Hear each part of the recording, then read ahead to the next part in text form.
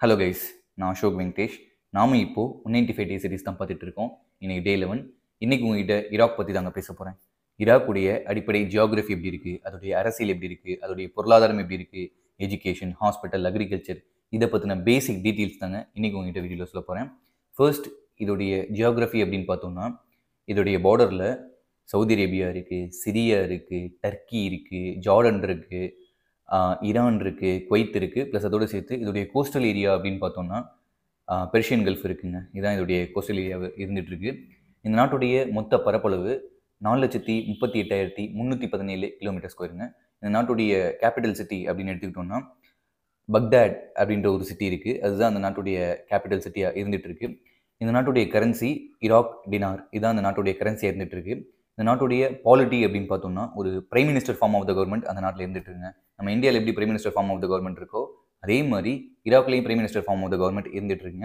நம்ம இந்தியாவில் பிரசிடென்ட் ஒரு நாமினல் தலைவராக இருப்பார், ஒரு செரிமோனியல் லீடராக இருப்பார். அதே மாதிரி ஈராக்லேயும் அந்த நாட்டுடைய பிரசிடென்ட் ஒரு செரிமோனியல் லீடராக இருந்துட்டு இருக்காருங்க. அந்த நாட்டில் மொத்தம் 83 கான்ஸ்டிடியூன்சிஸ் இருந்துகிட்ருக்கு, 83 தொகுதி இருந்துகிட்ருக்கு. ஆனால் அந்த நாட்டில் இருக்கக்கூடிய மொத்த மெம்பர் 329 மெம்பர் இருந்துட்டு இருக்காங்க. நீங்கள் கேட்கலாம், 83 கான்ஸ்டியூன்சினா 83 மெம்பர் தானே இருக்கணும், அது எப்படி 329 பேர் இருப்பாங்க அப்படின்னு நீங்கள் கேட்கலாங்க. ஆக்சுவலாக அந்த நாட்டுடைய மொத்த பாப்புலேஷன் 4.5 கோடி பேர், 4.5 கோடி மக்கள் அந்த நாட்டில் வாழ்ந்துட்டு இருக்காங்க. அந்த நாட்டுள்ள உள்ள ஒவ்வொரு கான்ஸ்டியூன்சிக்கு தகுந்த மாதிரி, அந்த நாட்டில் ஒவ்வொரு கான்ஸ்டியூன்சியில் இருக்க மக்கள்களுக்கு தகுந்த மாதிரி 2 அல்லது 3 மெம்பர் ஒவ்வொரு கான்ஸ்டியூன்சிக்கும் இருப்பாங்க. அதனால் அந்த நாட்டுள்ள 83 கான்ஸ்டியூன்சி இருந்தாலும் அந்த நாட்டோட மொத்த அசம்பிளி மெம்பர்ஸ் 329 பேர் இன்றைக்கி இருந்துட்டு இருக்காங்க.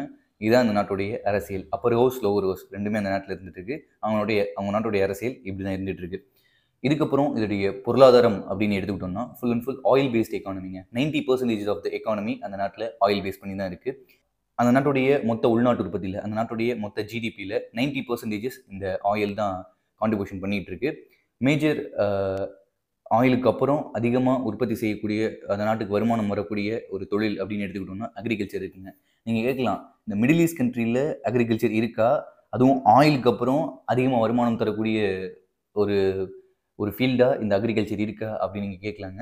இன்றைக்கும் அக்ரிகல்ச்சர் ஈராக்கில் ஆயிலுக்கு அப்புறம் அதிகமாக வருமானம் தரக்கூடிய ஒரு ரிசோர்ஸாக இருந்துகிட்ருக்கு. எப்படின்னு கேட்டிங்கன்னா, நீங்கள் நினைக்கலாம், அந்த நாட்டில் அந்த மிடில் ஈஸ்ட் கண்ட்ரீஸில் பெருசாக நீர்வளம் எதுவுமே இருக்காது, அப்படி இருந்து எப்படி ஆயிலுக்கு அப்புறம் இது பெருசாக கான்ட்ரிபியூட் பண்ணிகிட்டு இருக்கு அப்படின்னு நீங்கள் நினைக்கலாம். அந்த நாட்டில் ஈராக்கில் 2 முக்கியமான நதி இருக்குங்க. ஒன்று டைக்ரிஸ் நதி. மெசபோட்டோமியன் சிவிலைசேஷன்லேருந்து இந்த டைக்ரிஸ் நதி பெரிய ஒரு கான்ட்ரிபியூஷன் அந்த நாட்டுடைய எக்கானமியில் பண்ணிகிட்டு இருக்கு. அந்த டைக்ரிஸ் நதி பார்த்தோம்னா அதோடைய ஈராக்குடைய டாப் பார்டர்லேருந்து பாட்டம் வரைக்கும் இருக்கும், பெர்ஷியன் கல்ஃபில் வந்து கலக்கும். அந்த நாட்டில் உள்ள மக்கள் விவசாயம் செய்கிறதுக்கு இது ஒரு முக்கியமான நீர் பங்களிப்பு செஞ்சிட்டு இருக்கு அப்படின்னு சொல்லலாம். இதுக்கப்புறம் இன்னொரு முக்கியமான நதி இருக்குங்க. இது சிரியாவிலேருந்து வரும். இந்த நதி யூஃப்ரேட்ஸ் நதி அப்படின்னு அதுக்கு பேர். அந்த நதியும் அந்த நாட்டில் உள்ள மக்கள் விவசாயம் செய்கிறதுக்கு ஒரு முக்கியமான காரணமாக இருந்துகிட்ருக்கு. இவங்க விவசாயம் செய்யக்கூடிய பொருட்கள் அப்படின்னு எடுத்துக்கிட்டோம்னா டேட்ஸுங்க. அவங்க மேஜராக உற்பத்தி செய்யக்கூடிய பொருட்கள்னால் அது பேரிச்சம்பழம் தான்.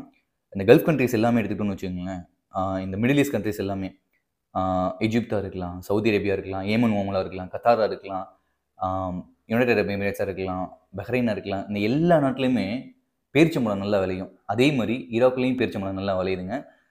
அரிசி விளையுது, கோதுமை விளையுது, பார்லே விளையுது. இந்த மாதிரியான நிறைய பொருட்கள் அந்த நாட்டில் விளைஞ்சிட்டு இருக்குங்க. இதுக்கப்புறம் அந்த நாட்டுடைய எக்கானமியில் பெருசாக கான்ட்ரிபியூட் பண்ணக்கூடிய ஒரு விஷயம் தான் ஃபினான்சியல் செக்டர். அந்த நாட்டுடைய எக்கானமியில் பேங்கிங் சிஸ்டம் ஒரு முக்கியமான பங்களிச்சிட்டு இருக்கு.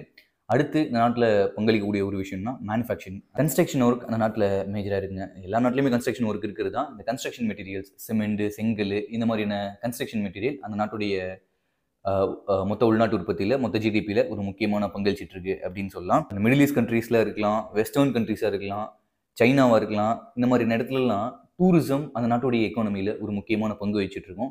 அதே மாதிரி இந்த ஈராக்லேயும் டூரிசம் அந்த நாட்டுடைய எக்கானமியில் ஒரு முக்கியமான பங்கு வச்சுட்டுருன்னு சொல்லலாம். பெர் இயர் ஜிடிபி எடுத்து பார்த்தோம்னா அதில் டூரிசம் அந்த நாட்டுடைய எக்கானமியில் ஒரு முக்கியமான பங்கு வச்சுட்ருக்கு. இதுக்கப்புறம் அந்த நாடு ஃபேஸ் பண்ணக்கூடிய சேலஞ்சஸ்லாம் என்னென்ன அப்படின்றத சொல்கிறாங்க. அந்த நாட்டுடைய எக்கானமி நான் முன்னாடி சொன்ன மாதிரி 90% of the economy full and full oil பேஸ்டாக தான் இருக்குது. ஆயில் விலை திடீர்னு ஏறும், திடீர்னு இறங்குங்க. அதனால் இந்த நாடு ஆயில் விலை திடீர்னு ஏறி இறங்குற சுச்சுவேஷனில் ரொம்பவே பாதிக்கப்படும்னு சொல்லுவாங்க. இப்போது நீங்கள் Saudi Arabia, Yemen, Oman, Qatar இந்த மாதிரி ஏமனை விட்டுருங்க. Saudi Arabia, Oman, Qatar, Bahrain இந்த மாதிரி நாடுகளெல்லாம் எடுத்துகிட்டோன்னு வச்சுக்கோங்களேன். அது மேஜராக ஆயில் பேஸ்ட் எக்கானமி இருந்தாலும் இதுக்கப்புறம் எக்கானமியை இது ஒரு ஆயிலுடைய விலை குறைஞ்சிட்டாலும் கூட எக்கானமியை பூஸ்டப் பண்ணுறதுக்கு அந்த நாட்டுடைய மொத்த உள்நாட்டு உற்பத்தியை பூஸ்டப் பண்ணுறதுக்கு மற்ற செக்டார் இருக்கும். இப்போது யுனைடெட் அரபு எமிரேட்ஸ் எடுத்துக்கிட்டோன்னு வச்சுக்கோங்களேன். ஒருவேளை ஆயிலுடைய விலை இறங்கிருச்சுனாலும் கூட அந்த நாட்டில் டூரிசம் இருக்குது, பேங்கிங் சிஸ்டம் இருக்குது, மேனுஃபேக்சரிங் இருக்குது. இது எல்லாம் சேர்ந்து அந்த நாட்டுடைய மொத்த உள்நாட்டு உற்பத்தியை அதிகப்படுத்திடும். பட் இந்த ஈராக்கை பொறுத்த வரைக்கும் 90% of the economy oil based economy இருக்கிறதுனால அதோடைய ஆயிலுடைய விலை குறைஞ்சிச்சுன்னா இந்த நாட்டு மக்களுக்கு கொஞ்சம் தட்டுப்பாடு வந்துடும் அப்படின்றது தான் ஒரு நிதர்சனமான யதார்த்தமாக இருக்குங்க. இதுதான் இந்த நாடு ஃபேஸ் பண்ணக்கூடிய ஒரு மேஜர் சேலஞ்ச் அப்படின்னு சொல்லலாம். இதுக்கப்புறம் அவங்க ஃபேஸ் பண்ணக்கூடிய ஒரு மிகப்பெரிய ஒரு சேலஞ்ச் என்னென்னா கரப்ஷன் அதிகமாக இருக்கக்கூடிய நாடுங்க. கரப்ஷன் ரொம்பவே அந்த நாட்டில் அதிகமாக இருக்குது. ஐசிஸோடைய பிரச்சனை இதுக்கு முன்னாடி காலகட்டங்களில் ஒரு சில வார்லாம் நடந்திருக்கு ஐசிஸ் மூலமாக. ISIS means Islamic States of Iraq and Syria. இதோடைய வார் இந்த நாட்டில் அதிகமாக நடந்துட்டு இருந்திருக்கு இதுக்கு முன்னாடி. இதனால் அந்த நாட்டுடைய மொத்த இன்ஃப்ராஸ்ட்ரக்சரும் டோட்டலாக டேமேஜ் ஆயிருக்கு அப்படின்னு சொல்லாங்க. நிறைய ஸ்கூல்ஸ், நிறைய ஹாஸ்பிட்டல்ஸ் இது எல்லாமே இந்த ஐசிஸ் வார்னால பெருசாக பாதிப்படைஞ்சிருக்கு. இதுக்கப்புறம் அதிகமாக மேஜராக வருத்தப்படக்கூடிய ஒரு விஷயம் என்னென்னா அன்எம்ப்ளாய்மெண்ட் அந்த நாட்டில் நிறைய இருக்குங்க. நம்ம நாட்டில் எப்படி அன்எம்ப்ளாய்மெண்ட் இருந்துட்டு இருக்கோ அதே மாதிரி அந்த நாட்டிலையும் அதிகமாக அன்எம்ப்ளாய்மெண்ட் இருந்துட்டு இருக்கு. நான் மிடில் ஈஸ்ட் கண்ட்ரியை பற்றி படித்த வரைக்கும் சவுதி அரேபியாவாக இருக்கலாம், ஏமனாக இருக்கலாம், ஓமனாக இருக்கலாம், யுனைடெட் அரபு எமிரேட்ஸாக இருக்கலாம், கத்தாராக இருக்கலாம், பஹ்ரைனாக இருக்கலாம், இப்போது ஈராக்காக இருக்கலாம். இந்த எல்லா நாடுமே வர்த்தகம் வச்சிருக்கக்கூடிய 2 முக்கியமான நாடு. ஒன்று சைனா, 2வது நம்ம இந்தியாங்க. இந்த எல்லா நாடுமே நம்ம 2 பேர்த்தோட நம்ம 2 பேர் மீன்ஸ் சைனா, இந்தியா 2 பேர்த்தோடையுமே நல்ல ஒரு ரிலேஷன்ஷிப்பில் இருக்காங்க. கொடுக்கல் வாங்கல் நிறைய நடந்துட்டு இருக்கு, இம்போர்ட் எக்ஸ்போர்ட் நிறைய நடந்துட்டு இருக்கு. இதுக்கப்புறம் அக்ரிகல்ச்சர் அப்படின்னு நம்ம எடுத்துக்கிட்டோம்னா நான் முன்னாடி சொன்ன மாதிரி கோதுமை, அரிசி, இந்த மாதிரி பார்லே இந்த மாதிரியான பொருட்கள்லாம் அங்கே விளைஞ்சிட்டு இருக்குங்க. ஃப்ரூட்ஸ் அப்படின்னு எடுத்துக்கிட்டோம்னா ஆப்பிள்ஸ், போமிகிரானட்ஸ் இதெல்லாம் அந்த நாட்டில் அதிகமாக வாழ்ந்துட்டு இருக்கு. லைவ் ஸ்டாக் அப்படின்னு எடுத்துக்கிட்டோம்னா ஆடு வளர்க்குறாங்க, கோழி வளர்க்குறாங்க, மாடு வளர்க்குறாங்க, கேமல் வளர்க்குறாங்க. இந்த நாட்டை பொறுத்த வரைக்கும் அக்ரிகல்ச்சரில் இவங்க மேஜராக ஃபேஸ் பண்ணக்கூடிய பிரச்சனை என்னென்னா அந்த நாட்டில் தண்ணி பற்றாக்குறை இருந்துட்டு தாங்க இருக்குது. என்னதான் டைக்ரிஸ் நதி இருந்தாலும், எஃப்ரைட்ஸ் நதி இருந்தாலும் கூட அந்த நாட்டில் தண்ணி பிரச்சனை இருந்துட்டு தான் இருக்குது. இந்த நாட்டில் ஹெல்த் கேர் அப்படின்னு எடுத்துக்கிட்டோம்னா அந்த நாட்டில் உள்ள மக்களுக்கு ஃப்ரீயாக ப்ரொவைட் பண்ணுறாங்க. ஆனால் அந்த நாட்டில் வார் இதுக்கு முன்னாடி கொஞ்சம் நடந்ததுனால, ஐசிஸுடைய வார் நடந்ததுனால ப்ராப்பரான இன்ஃப்ராஸ்ட்ரக்சர், மருந்துகள், மாத்திரைகள் இதெல்லாம் சரியாக முறையாக அந்த நாட்டில் உள்ள ஹாஸ்பிட்டல்ஸில் இருக்கிறது இல்லைங்க. நிறைய இன்ஃப்ராஸ்ட்ரக்சர் டேமேஜ் இருக்கிறதா சொல்கிறாங்க. சரியான முறையான உள்கட்டமைப்புகள் இல்லாதனால அந்த நாட்டு மக்கள் ரொம்பவே கஷ்டப்படுறதா சொல்கிறாங்க. ஒரு பப்ளிக் ஹாஸ்பிட்டல் அப்படின்னு போனோம்னா அந்த நாட்டில் உள்ள அதிகமான crowd, medicines shortage, injection shortage, doctor shortage, nurse shortage இந்த மாதிரி எல்லாமே பப்ளிக் ஹாஸ்பிட்டல்ஸில் ஷார்ட்டேஜ் இருக்கிறதுனால அந்த நாட்டு மக்கள் ரொம்பவே கஷ்டப்பட்டு இருக்காங்க அப்படின்னு சொல்லலாம். ப்ரைவேட் ஹாஸ்பிட்டல் அப்படின்னு எடுத்துக்கிட்டோம்னா மெயினான அர்பன் ஏரியாஸில் ஹாஸ்பிட்டல்ஸில் டாக்டர்ஸ் நிறைய பேர் இருக்காங்க. ப்ரைவேட் ஹாஸ்பிட்டல்ஸ் கொஞ்சம் அட்வான்ஸ்டாக இருக்குது. கவர்மெண்ட் ஹாஸ்பிட்டல்ஸை கம்பேர் பண்ணும்போது ப்ரைவேட் ஹாஸ்பிட்டல்ஸ் கொஞ்சம் அட்வான்ஸ்டாக இருக்குது அப்படின்னு சொல்லலாம். பணம் இருக்கிறவங்க கவர்மெண்ட் ஹாஸ்பிட்டலில் விட்டுட்டு ப்ரைவேட் ஹாஸ்பிட்டலுக்கு போயிட்டு அங்கே போயிட்டு அவங்க ட்ரீட்மெண்ட் எடுத்துக்கலாம். சீக்கிரமாக பார்த்துருவாங்க. கவர்மெண்ட் ஹாஸ்பிட்டல் மாதிரி லேட் பண்ண மாட்டாங்க. சீக்கிரமாக பார்த்து ஹைலி அட்வான்ஸ்டு டெக்னாலஜி கொண்ட மெடிசன்ஸ் அவங்களுக்கு ப்ரொவைட் பண்ணிடுவாங்க.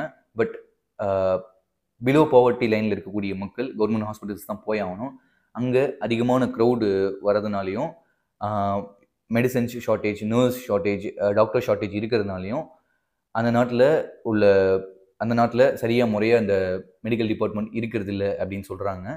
அதுக்கப்புறம் எஜுகேஷன் அப்படின்னு பார்த்தோம்னா அந்த நாட்டில் 14 வயசு வரைக்கும் கம்பல்சரி படிக்கணும். சேம் மெடிக்கல் டிபார்ட்மெண்ட்டில் எப்படி இருக்கோ அதே மாதிரி தாங்க எஜுகேஷன் டிபார்ட்மெண்ட்லேயும் ஃப்ரீயாக தான் ப்ரொவைட் பண்ணுறாங்க. இருந்தாலும் teacher shortage, teaching material shortage, ஸ்கூலோட இன்ஃப்ராஸ்ட்ரக்சர் டேமேஜ் இருக்குது. அந்த வாரில் ஸ்கூலோட இன்ஃப்ராஸ்ட்ரக்சர் டோட்டலாக டேமேஜ் ஆகிருக்குது. இது இல்லாமல் நிறைய ஸ்கூல்ஸ் அழிஞ்சே போயிடுச்சு அப்படின்னு சொல்கிறாங்க. நிறைய ஹாஸ்பிட்டல்ஸ் அழிஞ்சிடுச்சு, அதே மாதிரி நிறைய ஸ்கூல்ஸும் அழிஞ்சிட்டு தான் சொல்கிறாங்க. என்னன்னா ஃப்ரீயாக அந்த நாட்டில் உள்ள ஸ்டூடெண்ட்ஸுக்கு எஜுகேஷன் கிடைச்சாலும் கூட ப்ராப்பரான டீச்சர்ஸ், நல்ல அட்வான்ஸ்டு ஸ்கில் கொண்ட டீச்சர்ஸ், டீச்சிங் மெட்டீரியல்ஸ் இதெல்லாம் சரியாக அவங்களுக்கு கிடைக்கிறதுனால அந்த நாட்டில் எஜுகேஷன் கொஞ்சம் புவர் குவாலிட்டியாக இருக்குது அப்படின்றதாங்க சொல்லணும். இந்த ஈராக் மூலமாக பர்சனலாக நான் கற்றுக்கிட்ட ஒரு விஷயம் என்னென்னா இந்த ஈராக் இதுக்கு முன்னாடி ரொம்பவே நல்லா இருந்த ஒரு நாடு தாங்க. உள்நாட்டு கிளர்ச்சிகள் வர்றதுக்கு முன்னாடி அந்த நாட்டுடைய எஜுகேஷனாக இருக்கலாம், ஹாஸ்பிட்டலாக இருக்கலாம், எல்லாமே ஹையர் குவாலிட்டியில் தான் இருந்திருக்கு. இந்த கிளர்ச்சிகள் வந்ததுக்கப்புறம் அந்த நாட்டுடைய பொருளாதாரம் ரொம்பவே குறைஞ்சி போச்சுங்க. இதுலேருந்து பர்சனலாக நான் தெரிஞ்சுக்கிற ஒரு விஷயம் என்னென்னா, நாம் தேவையில்லாத பாலிடிக்ஸில் எதுலையுமே இன்வால்வ் ஆகாமல் தேவையான பாலிடிக்ஸில் மட்டும் பேசிட்டு ஒரு சகோதரத்துவத்தோடு இருந்துட்டு போகிறது பெஸ்ட்டு அப்படின்னு நான் நினைக்கிறேங்க. தேவையான politics means state plus centre. இன்றைக்கி நம்ம ஆட்சி செஞ்சிட்டு இருக்க, ஸ்டேட்டில் ஆட்சி செஞ்சிட்டு இருக்க ப்ளஸ் சென்டரில் ஆட்சி செஞ்சிட்டு இருக்க நல்ல அரசியல்வாதிகள் யார், நல்ல அரசாங்கம் எது அப்படின்றத பற்றி மட்டுமே பேசிட்டு தேவையில்லாத பாலிடிக்ஸில் இன்வால்வ் ஆகாமல் இருக்கிறது பெஸ்ட்டுன்னு நினைக்கிறேங்க. தேவையில்லாத பாலிடிக்ஸ்னு எதை சொல்கிறேன்னா, மத சாயம் பூசிட்டு மத உணர்ச்சியை தூண்டி விட்டுட்டு நிறைய பேர் வெளிநாட்டிலேருந்து நம்ம உள்நாட்டுக்கு வந்துட்டு இருக்காங்க. இப்போ ரீசெண்டாக கூட ஒரு 2-3 வருஷத்துக்கு முன்னாடி கோயம்புத்தூரில் ஐசி சார்ந்த ஒரு இந்தியன் ஆர்ஜின் யங்ஸ்டரை, அவர் ஒரு இஸ்லாமிக் கம்யூனிட்டி, அவரை அரெஸ்ட் பண்ணியிருக்காங்க. ஒரு மத சாயம் பூசிட்டு மத உணர்ச்சியை தூண்டி விட்டு நம்ம உள்நாட்டில் நிறைய கிளர்ச்சிகள் வெளிநாட்டிலேருந்து நம்ம இந்தியாவுக்குள்ள கிளர்ச்சிகள் தூண்டி விட்டுருக்காங்க அப்படின்னு சொல்லலாம். நம்ம தமிழ்நாட்டில் ப்ளஸ் சதர்ன் ஏரியாஸில் ப்ளஸ் நார்த்தன் ஏரியாஸ்லேயும் கூட, நார்த்தன் ஏரியாஸில் ஒரு சில இடங்களில் கூட நம்ம இந்துஸாக இருக்கலாம், கிறிஸ்டின்ஸாக இருக்கலாம், முஸ்லிம்ஸாக இருக்கலாம், நல்ல ஒரு ஃப்ரெண்ட்ஷிப்போடு தான் இருந்துட்டு இருக்கோம். மெயினாக நம்ம தமிழ்நாடு கேரளாலாம் நல்ல ஃப்ரெண்ட்ஷிப்பாக இருந்துகிட்டு இருக்கோம். அந்த ஃப்ரெண்ட்ஷிப்ஸை கெடுக்கிறதுக்குன்னே வெளிநாட்டிலேருந்து நிறைய டீமர்ஸ் இருந்தவங்க உள்நாட்டுக்குள்ளே வந்துட்டு இருக்காங்க அப்படின்றதாங்க ஒரு யதார்த்தமான ஒரு உண்மையாக இருந்திருக்கு. இந்தியா முழுக்க ஒரு நல்ல ஃப்ரெண்ட்ஷிப்போட இந்துவாக இருக்கலாம், கிறிஸ்டினாக இருக்கலாம், முஸ்லீமாக இருக்கலாம். நம்ம 3 பேருமே ப்ளஸ் சீக்கிசம், ஜொராஸ்ட்ரியனிசம், புத்திசம் எல்லாருமே சேர்ந்து ஒரு மத சார்பற்ற ஒரு நாடாக அவங்கவுங்க மதத்தை அவங்கவுங்க ஃபாலோ பண்ணிட்டு ஒரு நல்ல ஃப்ரெண்ட்ஷிப்பை தான் இருந்துகிட்டு இருக்கோம். என்னதான் மணிப்பூர் போன்ற ஒரு சில பிரச்சனைகள்லாம் இருந்தாலும் கூட, நாட்டில் ஒரு சில பிரச்சனைகள்லாம் இருந்தாலும் கூட, நம்ம சவுத்துன்னு வந்துட்டோம் அல்ல நாட்டில் நிறைய ஏரியாக்களில் நல்ல ஒரு நட்புறவோடு தான் இருந்துகிட்டு இருக்கோம். இதுக்கு முன்னாடி போனது போயிட்டு போட்டோம். இதுக்கு முன்னாடி நிறைய பிரச்சனைகள், மத பிரச்சனைகள் நம்ம இந்தியாவில் நடந்துருக்கு. அது போனது போகட்டும். இதுக்கப்புறம் வரக்கூடிய காலகட்டத்தில் இன்றைக்கி நம்ம சவுத்தில் என்ன எப்படி ஒரு நல்ல ஃப்ரெண்ட்ஷிப்போடு இருக்குமோ, அதே மாதிரி நார்த்துக்கும் எல்லாத்துக்கும் சொல்லிக் கொடுத்து இந்தியா முழுக்க இந்துவாக இருக்கலாம், கிறிஸ்டினாக இருக்கலாம், முஸ்லீமாக இருக்கலாம், சீக்காக இருக்கலாம், நல்ல ஒரு நட்புறவோடு இருந்துட்டு கடைசி வரைக்கும் ஒரு அமைதியான வாழ்க்கையை வாழ்ந்துட்டு போகிறது தான் பெஸ்ட்டுன்னு நான் நினைக்கிறேங்க. தேவையில்லாத பாலிடிக்ஸ் செய்யாமல் தேவையான பாலிடிக்ஸ் எதுவோ அதை மட்டும் செஞ்சுட்டு ஒரு நல்ல ஃப்ரெண்ட்ஷிப்போட வாழ்க்கையை வாழ்ந்துட்டு போகிறது தான் பெஸ்ட்டுன்னு நான் நினைக்கிறேங்க. இது ஈராக்கோடைய அரசியலை நான் படித்ததுக்கப்புறம் நான் கற்றுக்கிட்ட விஷயம். இந்த வீடியோ பற்றின உங்களுடைய கருத்து என்ன அப்படின்றத கமெண்ட்டில் சொல்லுங்கள். ஈராக் பற்றின உங்களுடைய கருத்து என்ன அப்படின்றத கமெண்ட்டில் சொல்லுங்கள். இந்த வீடியோ உங்களுக்கு பிடிச்சிருந்துச்சுன்னா லைக் பண்ணுங்கள், ஷேர் பண்ணுங்கள், நம்மளுடைய சேனலுக்கு சப்ஸ்கிரைப் பண்ணுங்கள். தேங்க்யூ ஃபார் வாட்சிங் this video. Have a great life.